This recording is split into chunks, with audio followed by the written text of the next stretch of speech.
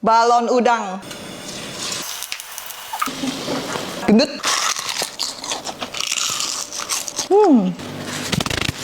Siapin udang kupas, keringin, kasih garam. Adonannya pakai tepung kentang, tepung maizena, tepung terigu, baking powder, air, minyak, dan putih telur. Terus kita aduk sampai rata. Sampai adonannya halus kayak gini, kita celupkan udang, terus langsung aja goreng di minyak yang panas.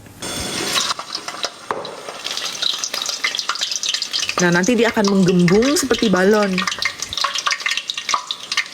Bagian gelembungnya ini susah dibalik, jadi aku siram-siram pakai minyak panas. Masukkan udang satu persatu sampai semuanya matang, warnanya coklat keemasan seperti ini. Cobain bikin.